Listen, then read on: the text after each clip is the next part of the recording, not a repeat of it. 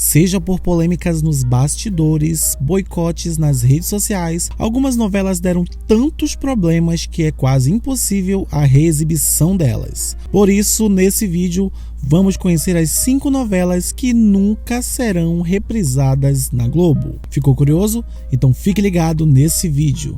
Olá pessoal, tudo bem? Eu sou Alexandre Pequeno, esse é o canal Novelando, um canal dedicado às novelas brasileiras. E para começar esse vídeo, eu já vou deixar a nossa tradicional pergunta, que é: qual novela que você gostaria que reprisassem na televisão? Vamos supor que deram assim um poder: olha, a próxima novela do Vale a Pena vai ser você que vai decidir. E aí, qual novela você decidiria? No final desse vídeo, eu vou dizer qual novela que eu gostaria de ver e você vai comentar aí qual novela que você gostaria, ok? No ano de 2012, os autores Felipe Miguel e Isabel de Oliveira estavam com a bola toda. Eles haviam emplacado, o sucesso Cheias de Charme, e aí a expectativa era alta para a próxima novela que eles iriam lançar futuramente. Mas tudo veio por água abaixo quando eles lançaram Geração Brasil no ano de 2014.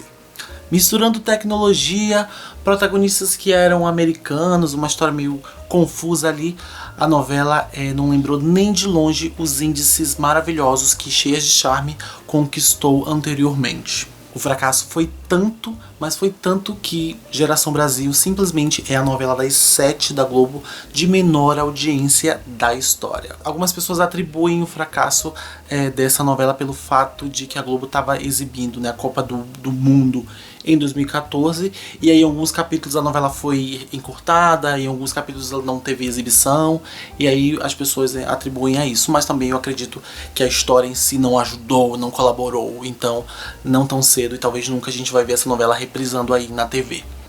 A última novela das 9 de Gilberto Braga, aclamado Gilberto Braga, foi um tremendo fracasso de audiência, de público, de crítica, de tudo.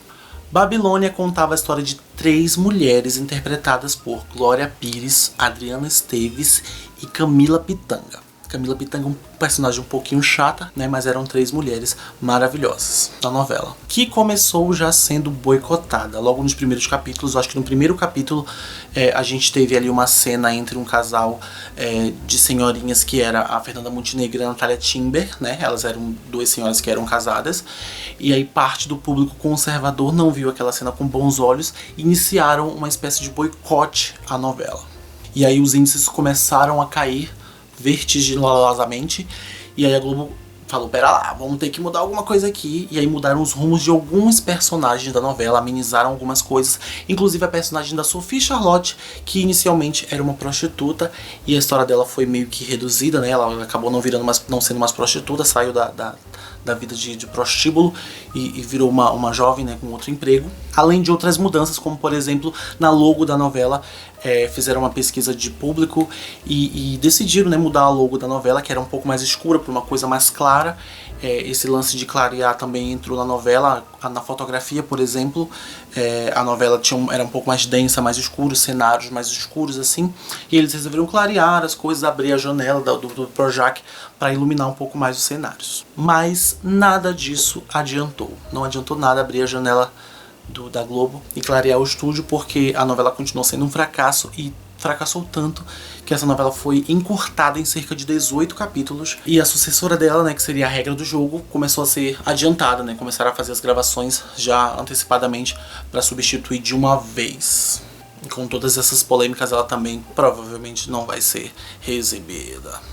Outra novela que provavelmente a gente não vai rever tão cedo é a novela Mandala, do autor Dias Gomes, em colaboração com Lauro César Muniz e o Marcílio Moraes, do ano de 1987 e 88. Essa novela é inspirada na tragédia Édipo Rei. Aí você vai ter que pesquisar Édipo Rei para você entender um pouco mais desse universo da novela Mandala, mas eu vou contar aqui para você que tá com preguiça de pesquisar no Google.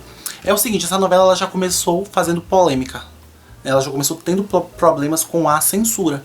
A gente sabe que a ditadura havia acabado em 85, mas a censura ainda pairava por ali pelas produções da Globo. A novela foi acusada de ter temas muito pesados, como bissexualidade, drogas, prostituição, incesto. Olha só que temas pesadíssimos para uma novela naquela época. E aí a Globo se comprometeu a fazer algumas mudanças na história para conseguir que a novela fosse ao ar. E a novela foi ao ar, só que aí o problema ainda estava por vir. Sabem por quê? A história é basicamente o seguinte, a protagonista Vera Fischer, né, ela teve um caso com um carinha lá e engravidou do cara. E aí esse cara, ele tinha um amigo que era guru, vidente, essas coisas assim, mais agnóstico. E aí o cara falou bem assim, ó, esse filho aí vai te dar problema, ele vai te matar e ele vai se envolver com a tua mulher. Aí o cara falou, como assim, o meu próprio filho vai se envolver com a minha companheira, a mãe dele? Que história é essa? O cara falou, vai sim. E aí o que ele fez? Jogou o menino fora no lixo. Passados lá vários anos, a Vera Fischer, já uma mulher rica, empresária, dona de posses, acaba se envolvendo, né? A gente tem 190 milhões de brasileiros, ela se envolve com um rapaz que é filho dela sem ela saber. E aí isso escandalizou este país de uma forma que vocês não imaginam. A censura tentou impedir o trecho, né, da suposta relação amorosa entre os dois, mas a Globo acabou exibindo sim beijos, chamegos entre esses personagens que na novela eram mãe e filho, mas não se conheciam. Então a Globo usou esse argumento na justiça, falou que eles não se conheciam, então até então ali na novela estava tudo bem entre eles. Inclusive essa novela está sempre nas listas de novelas que nunca foram reprisadas, e se já faz lá seus 30 e poucos anos que não foi, não é hoje que será reprisada. Em segundo lugar na nossa lista nós temos uma novela problemática pra um caramba, do senhor Miguel Falabella. É o seguinte, vou explicar. Bom, a gente sabe que as novelas do Miguel Falabella têm esse humor mais escrachado, né? Ela une uma coisa mais, uma comédia romântica e um humor mais escrachado, como nas novelas Negócio da China, Aquele Beijo. São novelas do Miguel Falabella que tem essa característica. Mas a Lua Me Disse, ela tem algumas outras coisas que deram muito problema e dor de cabeça na época. E eu vou explicar agora. A primeira delas é que havia um núcleo, né, uma mansão, da personagem da Arlete Salles, em que simplesmente havia uma personagem que o nome dela era Índia, e era feita por uma atriz paraense, é claro, com traços indígenas, e ela era humilhada, recebeu ofensas o tempo inteiro, sabe, hostilizada pelas personagens desse núcleo, e isso é muito problemático. O absurdo foi tanto nesse núcleo que o Ministério Público Federal do estado do Rio de Janeiro recomendou à Globo que não colocasse mais cenas em que submetessem a personagem índia a humilhações e ofensas como havia acontecendo na novela. O MP falou bem assim, Globo, não coloca, eu sugiro que você não coloque esta índia em situação vexatória, que não vai ser legal. E aí o Miguel Falabella reduziu as cenas, né, desse tipo com a Índia e ficou tudo bem, até que tínhamos outros problemas também na novela. Havia um núcleo de duas amigas, a Latoya e a Whitney, interpretadas por Zezé Barbosa e Mari Sheila. Elas são negras, a gente sabe, e elas tinham mania de grandeza, queriam ser ricas, queriam ser famosas, e elas meio que renegavam essas origens delas. Elas não queriam ser negras, basicamente. A gente tem uma sequência muito da sua vergonhosa, em que as duas pegam um pregador sabe, pregar roupa, assim? E elas colocavam no nariz pra afinar o nariz e o nariz ficar fino. Sim, isto foi ao ar no ano de 2005. E como se não bastasse todos esses problemas, ainda havia um outro problema lá nessa novela, que tinha alguém que era gay e foi chamado de baitola na novela, enfim. Um monte de problemas. Essa novela não vai ser exibida jamais. Mano, essa novela não vai mais ser exibida. E em primeiro lugar na nossa lista está a novela De Corpo e Alma, de Glória Pérez, que foi marcada pela morte de Daniela Pérez, filha da autora Glória Pérez, que foi assassinada pelo seu colega de trabalho, Guilherme de Pádua, e pela namorada dele, esposa, sei lá o que essa mulher era pra ele, Paula Thomas.